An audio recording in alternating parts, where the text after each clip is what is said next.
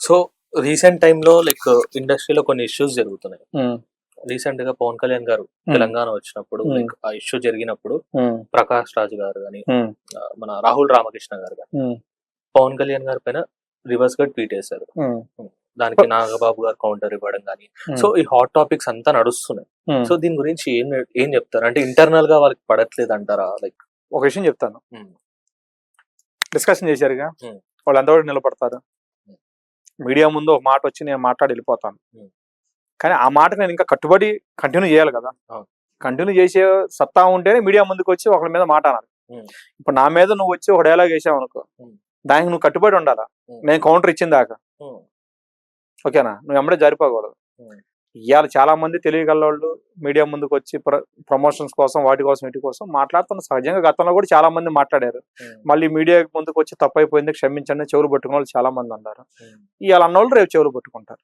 అది ఎవరైనా కావచ్చు. Hmm. ఏ ఆర్టిస్ట్ ప్రకాష్ రాజు ఉన్నాడా లేకపోతే ఇంకొకరు ఉన్నారా అనేది తీసి పక్కన పెట్టండి.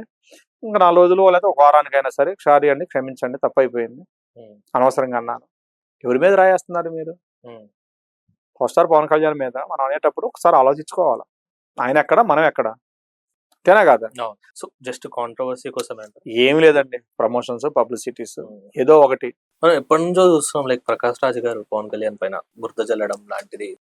ఆయన వ్యక్తిత్వం అదండి. ఉమ్, అతను ఇక్కడుండి బురద చల్లితే బురద వేరే విధంగా ఉండేది. ఉమ్, అదే అంటున్నా. ఎక్కడో ఉండి ఇక్కడ ఉండోళ్ళ మీద బురద చల్లటం అనేది Correct. అది కరెక్ట్ కాదు. వీలైన తొందరలో అతను కూడా బుద్ధి చెప్పే రోజులు చాలా దగ్గరలోనే ఉన్నాయి. Um, power star Pawan Kalyan fans కానీ పొలిటీషియన్స్ కానీ ఉమ్. అంత తేలిగ్గా ఏమి లేరండి. వీలైన తొందరలో అతను తగిన బుద్ధి అనేది చెప్పడం జరుగుతుంది. అతనికి క్షమాపణ కోరటం కూడా వీలైన తొందరలో జరుగుతుంది. సినీ ఫీల్డ్ వాళ్ళు కూడా చెప్తున్నారు లైక్ అంటే ప్రకాష్ రాజ్ గారు టైం కి షూటింగ్ కి రారు, లేకపోతే సడన్ గా డేట్స్ క్యాన్సిల్ చేస్తారు. ఇప్పుడు ఏం లేదు, మంచి మంచి ఆర్టిస్టులు వచ్చారు. ఉమ్, ఇప్పుడు ప్రకాష్ రాజే వచ్చి చెయ్యాలా లేకపోతే ఇంకొకరు వచ్చి చెయ్యాలా అది ఏం లేదు. ఉమ్, ఈ రోజు పాన్ ఇండియా సినిమాలకు వెళ్ళింది, ఉమ్, లాంగ్వేజ్ ఒకళ్ళు తెచ్చుకొని బ్రహ్మాండం చేసుకుంటున్నారు. ఉమ్, ఈ రోజు ప్రకాష్ రాజే వచ్చి క్యారెక్టర్ చేయాలా లేకపోతే మహేంద్రానే వచ్చి క్యారెక్టర్ చేయాలనేది లేదు. ఉమ్. ఇలా పాన్ ఇండియా మార్కెట్ అయిపోయింది తెలుగు చలనచిత్ర పరిశ్రమ. లాంగ్వేజ్ కు మంచి మంచి ఆర్టిస్టులు ఉన్నారు. తమిళ్లో కానీ కన్నడలో కానీ ఇటు బాలీవుడ్ లో కానీ ఇటు తెలుగులో కానీ మంచి మంచి ఆర్టిస్టులు ఉన్నారు. ఉమ్, ఈ రోజు అంతేగాని డేట్లు ఉదయం 6-7కి ఎవడైనా రావాల్సింది.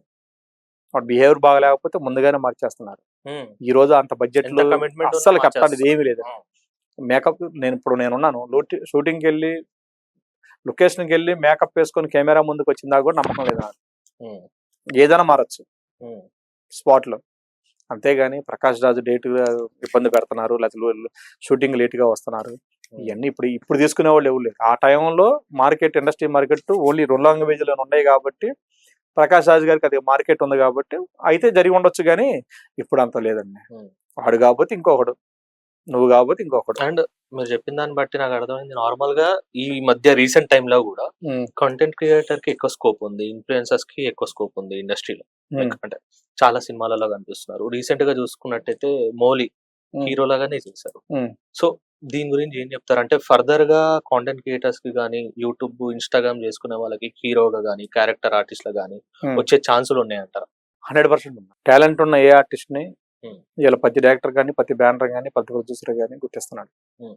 ఓకేనా, వాళ్ళైతే మన బడ్జెట్ కి అందుబాటులో వస్తుంటారు. లిటిల్ ఆర్ట్స్ అనేది ఆ రోజుల్లో 40 లక్షల నుంచి 80 లక్షలు అయింది, 80 లక్షల నుంచి 1 కోటి రూపాయలు అయిపోయింది. దానికి 20 కోట్ల దాకా బడ్జెట్ వచ్చేసింది. అదే హీరో మైత్రితో చేస్తున్నాడు. అలాగనే టాలెంట్ ఇప్పుడు రాంబాయ్ సినిమా హీరో కొత్త కుర్రాడే. ఓకేనా, ఈ రోజు అతనికి 3-4 సినిమాలు ఉంటాయి.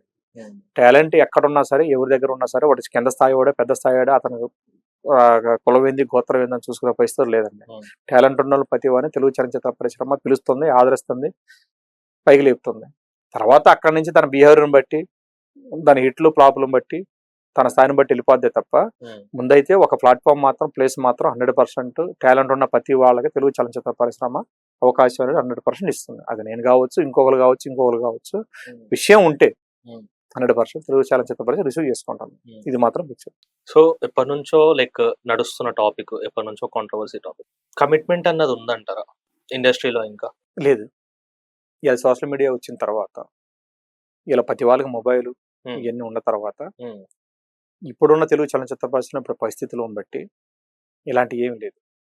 ఎందుకంటే ఇంత చిన్న విషయం లేని దాన్నే ఉన్నట్టు క్రియేట్ చేస్తున్న ఈ రోజుల్లో ఒక అమ్మాయిని పిలిచి మనం ఇలా అడగాల లేకపోతే దీనికి మనం అవకాశం ఇస్తున్నాము ఉమ్, అని సినిమా ఆఫీసుల్లో ఉంది అంటే నేను 100% లేదు అని నేను అంటున్నాను. ఉమ్, ఇంకోటి కూడా ఇక్కడ ఒక విషయం తెలుసుకోవాలి వంశీ.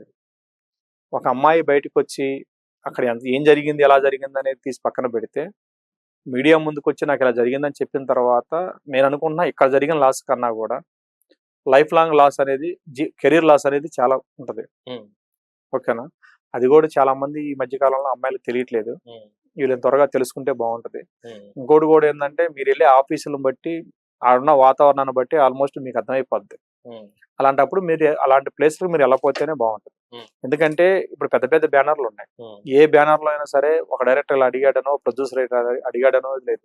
నేను సినిమా తీసుకుంటున్నా, ఉమ్, నాకు ఎంత బడ్జెట్ అవుతుంది, ఉమ్, నేను ఎంతసేపటికి బడ్జెట్ ఎలా సమకూర్చాలో, ఏ రోజు ఎంత అవుతుంది, బడ్జెట్ ఎంత పెరుగుతుంది, బడ్జెట్ ఎంత తగ్గుతుంది, నేను ఈ ఆలోచనలోనే ఉంటాను తప్ప ఉమ్, నేను ఒక ఆఫీసులో ఒక రూమ్ లో బెడ్ వేసుకొని ఒక రూమ్ లో నేను చైర్ వేసుకొని వచ్చినమ్మని పిలిచి నేను ఆడిషన్ చేసి ఇంకేం సంగతులు అనే పరిస్థితులు ఈ రోజులు అసలు లేవు. ఉమ్, అర్థమైందా? డైరెక్టర్ కూడా అలా లేడు ఇలా. ఉమ్, అతనికి ఎంతసేపటికి ఎంత బడ్జెట్ అవుతుంది ఏంది, ఆర్టిస్టులు రేట్లు ఏంది, మన బడ్జెట్ ఏంది, బడ్జెట్ ఏం పెరుగుతుందా తగ్గుతుందా, ఆర్టిస్టులు ఎలా ఉండి, ప్రమోషన్ ఎలా చేసుకోవాలి, రిలీజ్ ఎలా చేసుకోవాలి, సినిమా ఎట్ట ఇట్టు కొట్టుకోవాలి, మళ్ళీ రెండో సినిమా ఈ రోజుల్లో డైరెక్టర్ల పరిస్థితి మరీ దారుణం అయిపోయింది. డైరెక్టర్స్. ఒక సినిమా చేయడానికి 5-6 సంవత్సరాలు టైం పడుతుంది. ఉమ్, ఆ సినిమా హిట్ అయినా మళ్ళీ రెండో సినిమా చేయాలంటే 2-3 సంవత్సరాలు పడుతుంది. అదే సినిమా ఫ్లాప్ అయితే ఉమ్, మళ్ళీ 4-5 ఇయర్స్ పోతుంది.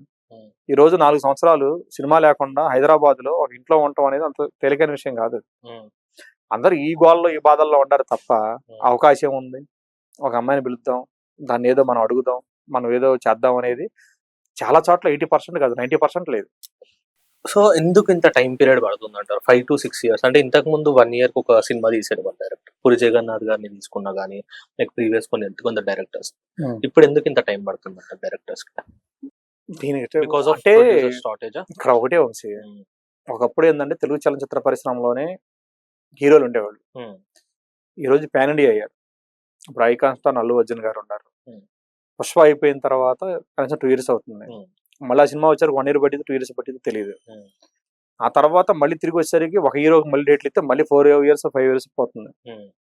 ఇంతకు ముందు ఏంటంటే 2 సంవత్సరాలు 3 సినిమాలు చేసేవాళ్ళు. అప్పుడు బ్యాక్ టు బ్యాక్ డైరెక్టర్లు అందరూ ఉండేవాళ్ళు.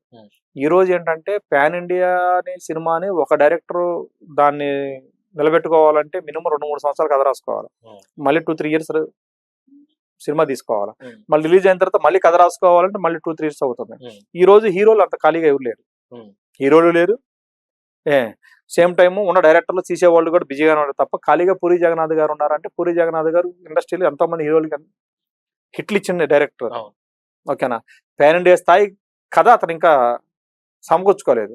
వస్తే మాత్రం 100% మహేష్ బాబు గారు ఉన్నారు, ఎన్టీఆర్ గారు ఉన్నారు, రామ్ చరణ్ గారు ఉన్నారు, అల్లు అర్జున్ గారు బ్యాక్ టు బ్యాక్ 2-3 సినిమాలు చేశారు. అలా ఏం లేదు కానీ కాకపోతే ఏంటంటే ఆ స్థాయి కథలు లేవు. అది రాసుకుంటే తప్పనిసరి 100% ఇస్తారు.